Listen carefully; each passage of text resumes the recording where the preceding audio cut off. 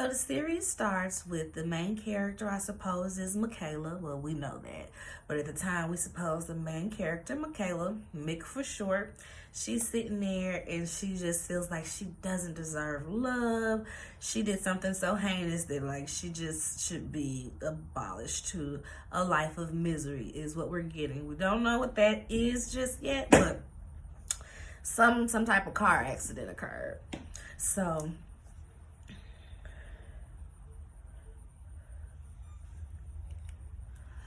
they're all sitting in the airport. They had a family trip, and they announced, like, oh, we need to bump some people to the next flight. We'll give you $400 if you do it. So she doesn't want to face her fiance. She doesn't know what she want to do. So she like, shoot, I'll take it. I wait for a later flight and delay my time getting back to him. So she takes it. Her brother Ben takes it, and Ben's son Cal takes it. So we find out that Cal has this cancer that's been killing him off, and they're on this trip to kind of put a little spark back in the marriage, the brother is, because they've been so focused on Cal and getting him into some type of treatment that will help him live, because they're giving him 6 months. So that's what the trip was for them. And for Michaela, she was trying to figure out if she really wanted to marry this guy or not. So they both were like, whew, we can delay getting back to the real world, basically. So they're on the flight, and they hit crazy turbulence. Like, they show this lady who was doing some work. Her laptop crashes to the ground, and she's like, oh, man, I lose all of this research. And the flight attendant, after the turbulence, was like, I hope it's not something important on there. She's like, girl, yes, my research. I'm a student. Like, yes, and a doctoral student. And yeah, I had some real important research on there, and this plane just messed it up. Yes, problem, girl. So they land, and it's all types of, like, weirdness around them landing. The pilot they show the pilot, and he's like, yeah, manifest such and such, we're ready to land. And they're like, who? How many people y'all got on y'all board? What's your name? Okay, well, y'all can't land here. Y'all gotta go over here and land in, like, Jersey. Said it was in New York, supposed to be landing in New York. They gotta go to Jersey to land. So they kind of like, okay, weirdness. And then they get there, and they're like, y'all gotta unboard on the tarmac. Y'all can't come in the airport. So they get there, and it's just this whole crew is just like a whole scene, like a crime scene, investigation type deal. And when they land, they're like, let's see, what was those dates, child?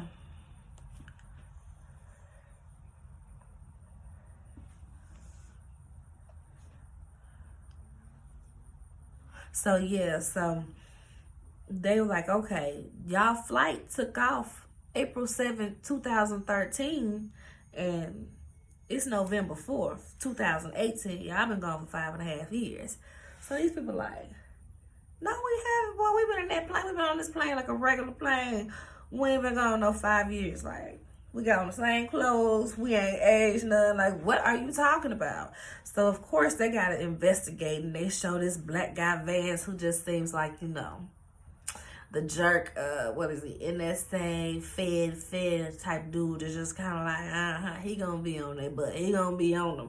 I mean, I guess that is his job, so whatever. But Vance, Robert Vance is his name.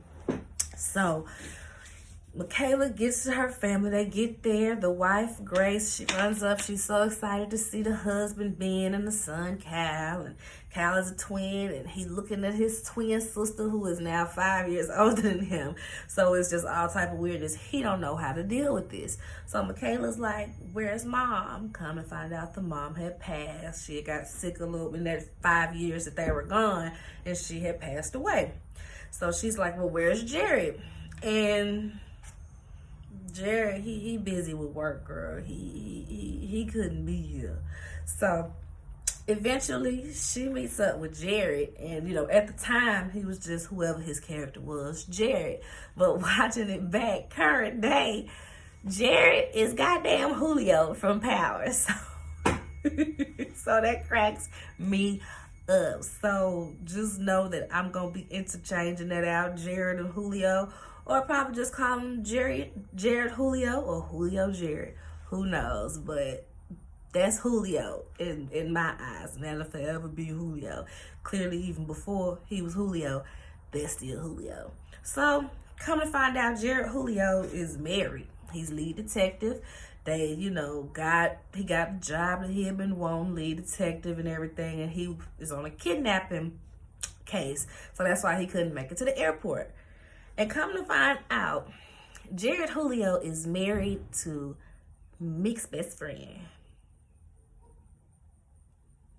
What in the Stevie J, Faith and Biggie is going on here? So, yeah, that happened. So, they take Ben to the doctor. And, they treating him, they like, ooh, like, his cancer ain't progressed none. Like, it's been 5 years, and da-da-da. They like, it ain't been 5 years for us, girl. It's been a few days since we last seen you, maybe a week tops for us. Of course, his cancer ain't progressed. So, good news is, now we have some treatment. We got something that can really help him live a good, full life. And come to find out, the person that did this was on the plane. The girl that laptop crashed. The girl that laptop crashed, her research is what's going to save Cal's life. So in this roundabout way, it's like, this had to happen for Cal to live, right? Yeah, because her research wouldn't have been done that fast for the 6 months that he was expected to live. So we starting to see like,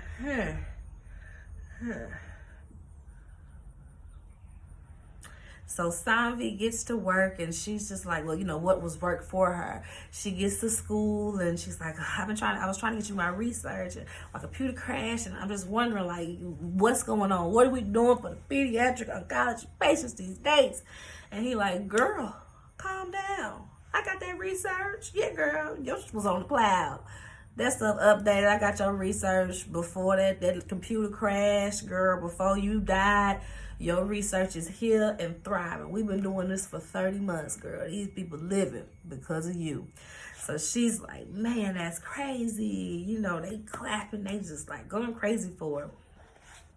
So then they have, later on somewhere in the process, she got to go and,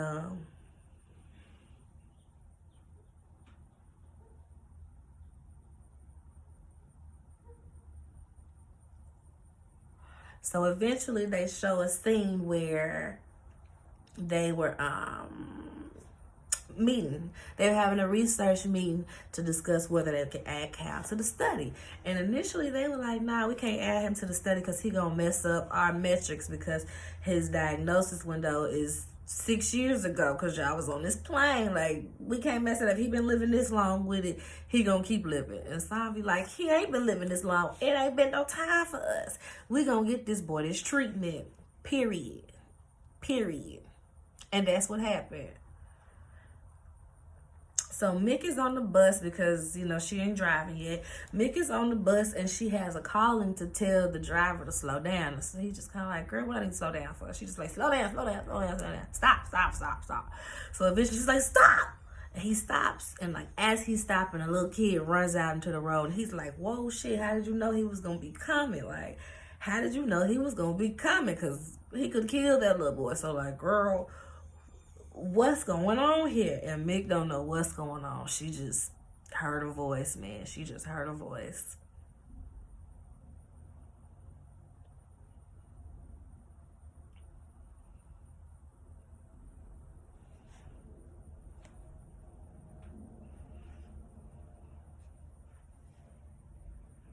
So then Michaela has more callings, and she gets a calling, set them free, while she's walking along this road. And so she's thinking it's the dogs. It's these dogs just hollering, barking, set them free.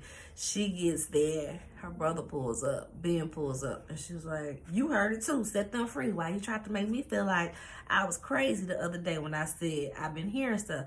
And he like, girl, I ain't trying to be no experiment. I ain't trying to be watched. These people finna be watching us, girl. We trying to lay low. Don't be telling nobody you hearing stuff, girl. So anyway, they set these dogs free. Julio finds out at work, and the people are like, do you want to handle this, or do you want us to handle this? And he's like, what is going on here? Why would Michaela do this? So back to Julio, he goes and tells Michaela, hey girl, I see you did this. What's going on here? Why would you do this? Is it because I married your bestie? And she's like, the nerve of you. Like, I didn't just land off a plane and they've been telling me that it's been 5 years. My mama dead and all this mess.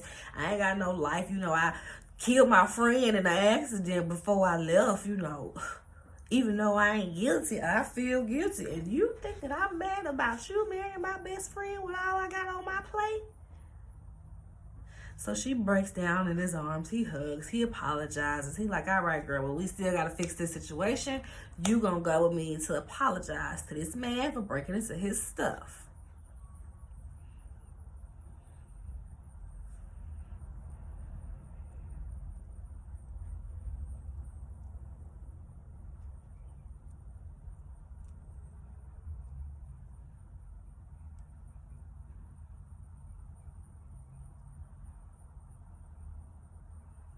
So as they go to apologize, she like, she just starts feeling all weird. He like, girl, just go sit in the car. I'll handle it. So while he's over there talking to the man and asking the man not to press charges, Michaela still is getting this, set them free, set them free. So she's like, the dog's already free. Who I'm supposed to be setting free? She walks around, she grabs something, and she starts bang, bang, bang, trying to break this lock off this shed in the back. And Jared is like, whoa, what are you doing, girl? What is going on? Why are you doing this? Why are you tearing up this man's stuff again? Opening up thing, the two girls that he supposed to be looking for, this kidnap case in the shed. So she's like, who y'all watch out? And the guy like, take him to a fight, take him down, woo, let's go. So of course everybody's suspicious, like, how you know they was in that shed, girl? I mean, thank you. You solved the case and all that, but how you know they was in that shed? So we see Grace in the kitchen and she texting somebody, texting her like, yo, what's good?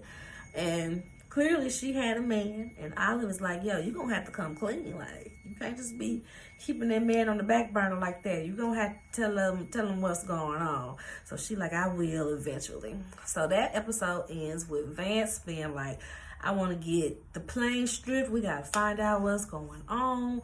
I want every inch of that plane, like, let's go. And then a bunch of passengers, they show them, you know, filing over there to look at the plane.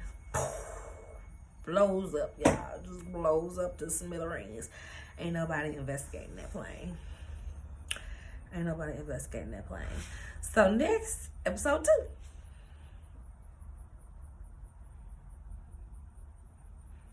So this opens with Vance interrogating everybody like, yo, how y'all know to come to this plane? Because, I mean, how suspicious is this? How y'all know to come to this plane? Like, everybody got this calling. He don't know this. Everybody got this calling to come to the plane.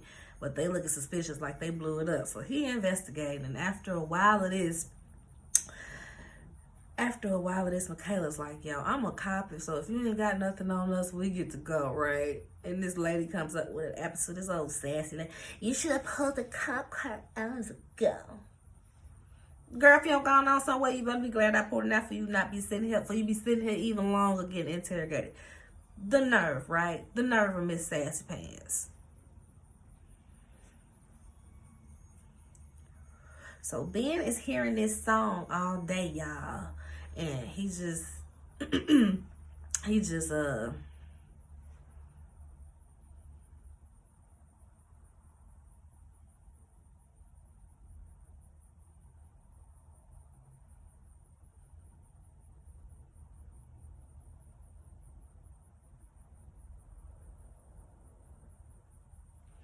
So Ben had been hearing this song all day and just been trying to figure out where it was coming from.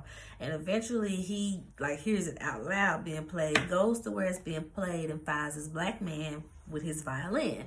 Turns out he was a passenger on the plane too. Got a thick accent. I can't remember if it was Jamaican or something like that. But he was on the plane, and his story is his son has been wrongly accused of this crime and they got to figure it out. So, hey.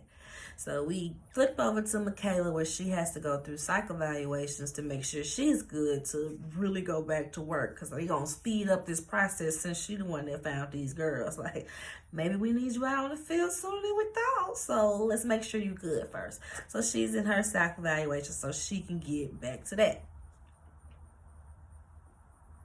So speaking of cop duty, she figures out, gets with them, and she gets the black man's name, and Ben uses her to get into Rikers Island for the dad so he can see his son. So the son's name is Audio. And he seems innocent talking to his dad or whatever, but by the time you get to the jewelry store, the little son, the white guy, is like, oh, well, he didn't even tell me that was his real name, and, he wound up missing, and all this stuff ended up missing with him, so it's starting to be like, ooh, is he guilty? But you can't trust white people. So next, Michaela catches Grace on the phone, and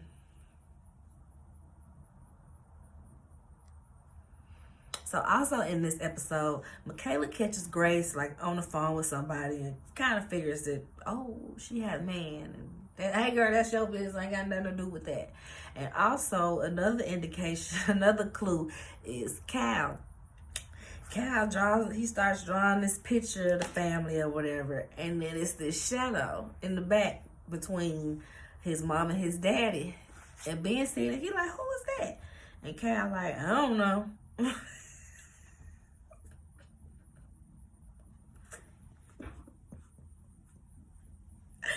Just how terrible. That's the way you find out that A, your son is also having callings. His is visions more so than hearings.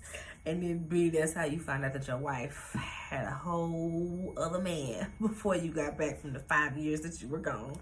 Yikes. So next we flip to a scene where Miss Sassy Pants, the one that was in the hangar, like, you should have pulled the cop car hours ago. She's on the news just running her mouth, exactly what they told them not to do, because we don't know what's going on, so don't get to talking and get more suspicion going and yada, yada, yada, She don't listen. She on the news, whatever. So then Michaela's going through Facebook, finally kind of getting some downside and, collecting her bearings. And she on Facebook looking at her wall and sees that Lourdes had been talking to her this whole time, just sending her messages. I love you. Happy birthday. Wish you were here. Oh, my gosh. I hope you approve of me and Jared. Look what happened. This, that, and the third. So now Michaela's kind of feeling guilty because she's like, damn, this girl been, talking to a dead person, and I come back and I'm mad at her. Because, essentially, she just takes care of your man. In certain villages, that's what you're supposed to do. So it's like, can you be mad? Did she do the right thing or what she found? The jury's still out. I wouldn't do it, but I ain't that mad at it.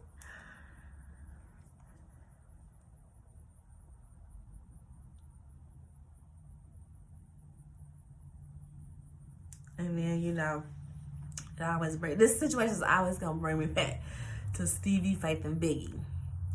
If Biggie came back from the dead and found that Faith was with Stevie, would he be cool with it? Or would he end up in jail for shooting it or beating Stevie?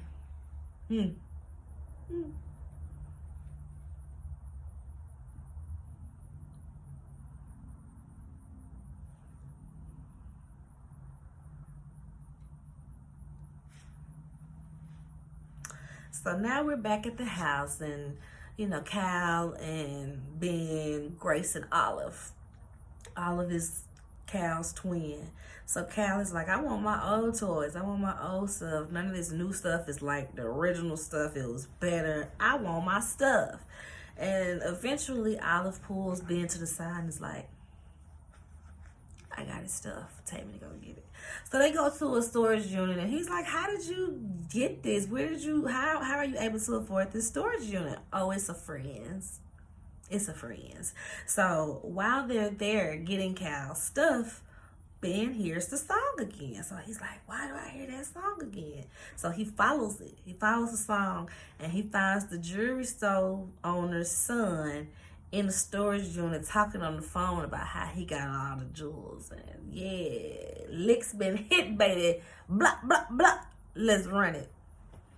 So locks him in there, calls the cops, gets him arrested. Cool. Audio is free because he was innocent this whole time. So now we see why Ben was hearing that violin, because he had to help that person, and those callings use that to lead him on the path. So this ends with Grace finally coming clean, and closes out with Miss Sassy Pants sitting there watching the news. Pow! Brains get blown out. Episode 3. So we back at the plane, and we gonna go into Miss Sassy Pants now, since she done got her brains blown out, and she's just like, I'm never flying Montego again. I'd rather die. Her name is Kelly or something like that. So Michaela finally gets behind the wheel. She finally gets to drive again, and she is just having the flashbacks of the wreck.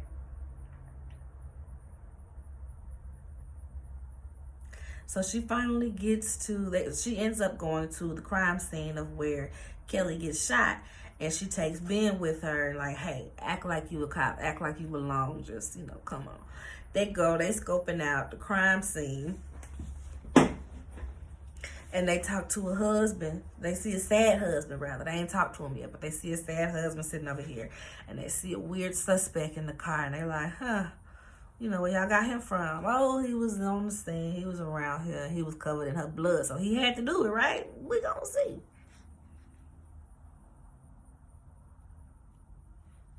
So later on, they go to interrogate Hoffman, the husband, and they see a housekeeper named Christine, and, seems fishy, seemed like Christine had moved on up when Kelly was gone on that plane, so it's more to be investigated there, of course.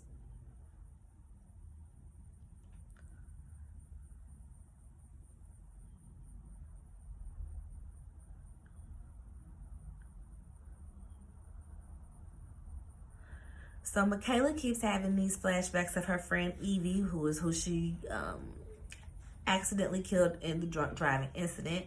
And that night they were both drinking, and Michaela wanted to get an Uber, but Evie was like, nah, girl, I need my car tomorrow. I can't be getting no Uber. Just, let me drive. I can drive. And she's like, nah, girl, I'm not going to let you drive. I'm going to drive. Well, Michaela drives, gets in a car accident, and the passenger passes away. So she has all of this, like, guilt and everything. They flash back. They trying to go. She go into the wake or go into the house or whatever, the repast. And the mama's like, how dare you come here? Like, girl, you better go on somewhere. So she had to go on somewhere. So now she wants to go current day to their house to apologize and stuff, and finds out that the mama now has Alzheimer's. She's sitting there talking to her, and the mama turns around, Evie, Michaela's here. Michaela like, what? So she looked at Evie's dad and was like, you ain't tell her? He was like, listen, I ain't got time to be telling this lady every 10 minutes that her daughter is dead. I can't deal with that. She can't deal with that. So Evie at the stove, okay? Evie at the stove.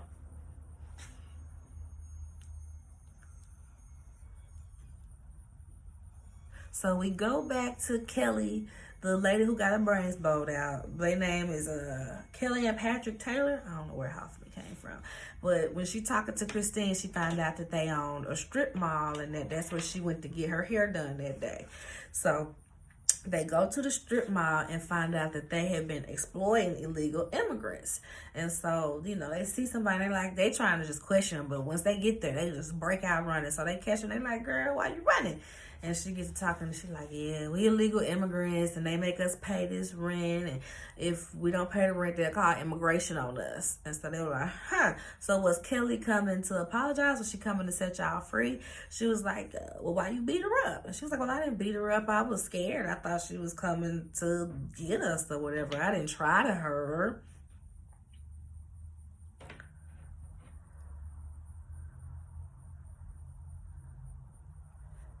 So we go to the hospital where Sanvi is doing research, and she sees that Cal has this blood marker that is indicative of an ischemic stroke. So she's like, that's crazy. Vance tries to get Jared Julio to rat out on Mick, is applying the pressure there.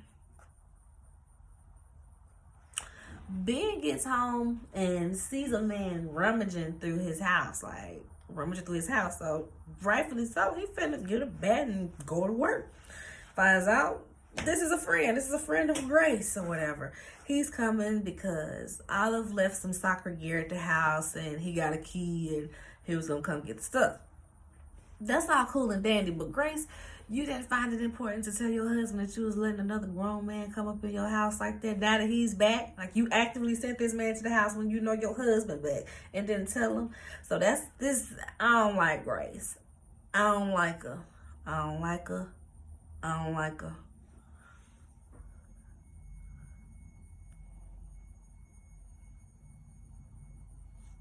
So he confronts her about that, and she's like, I had a lot of people help me while y'all was gone. I had him doing this, I had him doing this, I had him doing this, I had him doing this.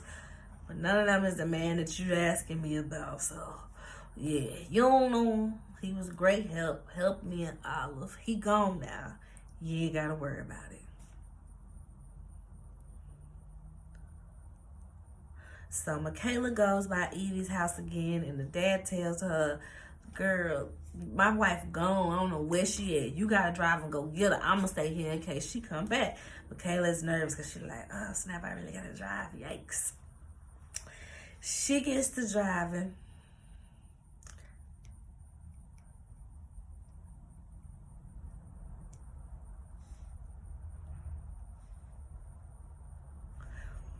So she gets to driving, looking for Evie's mom, finds her in the street, and like, make sure that, like, because somebody was finna hit her. So she quirks out in front of them. They hit her, and she saved Evie's mom. Put her in the car, goes over to the other car to be like, you know, I'm sorry, I just didn't want you to kill her. Get to the car. It's Christine, the Taylor's housekeeper slash, you know, the new woman since Kelly went missing on that plane. And come to find out, she the one that did it. She got the necklace that was missing from Kelly in the car, and she was trying to escape, baby. She was trying to get on down. So, bam, murder solved. And clearly that's why Evie mama had to go wandering through the streets so Michaela can find Christine guilty behind trying to get away. So at this point, Sanvi is like, well, I want to test Kelly's brain matter to see if she got this marker for the ischemic stroke as well. Since, you know, we got a dead body, I can get some brain matter. So I looked up in the system and I couldn't find her body nowhere. Like, I work for a hospital. Like, I get these records. It was nowhere to be found. So now, episode 4. Sanvi is having visions of a woman, a stone woman with wet feet. Wet feet. And then we go back to the plane, and now we're at the black flight attendant. And she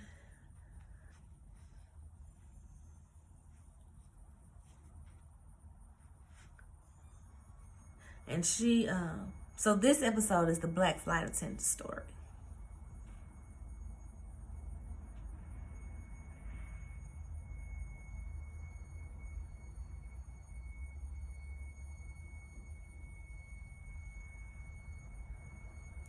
So Sanvi has these brain scans of herself, but she's not telling the doctor that it's her scan. She just said, I have these random scans, and it's got this random thing here. It's got this thing here. What's that? Have you seen this before?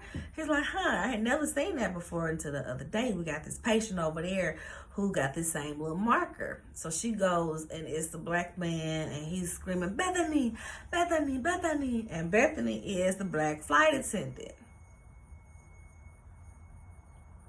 So they thinking it's pre-schizophrenia. So now Sanvi is like, oh my goodness, am I going to be schizophrenic? Because they thinking that he's schizophrenic because he's just yelling out, Bethany, Bethany, Bethany.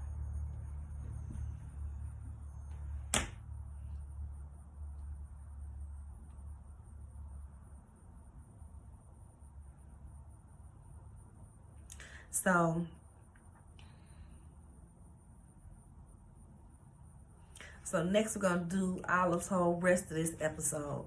So Olive's at the store with her friend, and she's, like at Ulta or something, trying on makeup. And the friend is like, "Ooh, girl, you look so good. You need to get this makeup." I was like, "How much is it?" $100-something. She can't afford it, so she tries to steal this lipstick. Gets caught.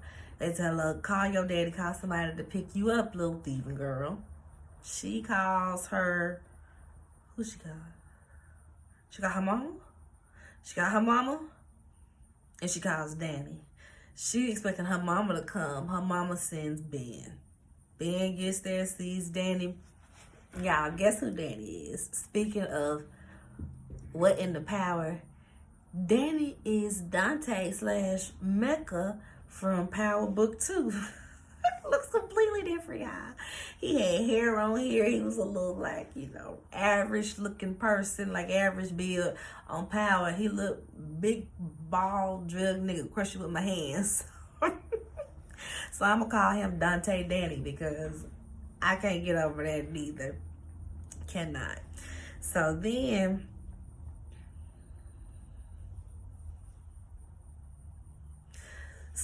Jared, Julio, and Michaela are out on a stakeout. They waiting on the word to go bust up this raid. They got some inside man on there.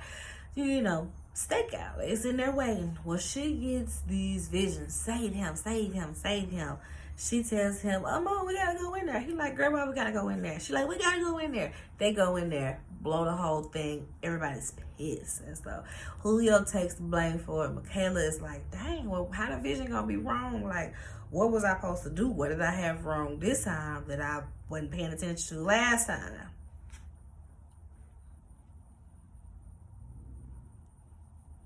So we get back to the plane for the black flight attendant Bethany's story, and we see that she had Thomas, the guy who was in the hospital screaming, "Bethany, Bethany." He was her cousin's boyfriend that she had stowed away on the plane to get him to America.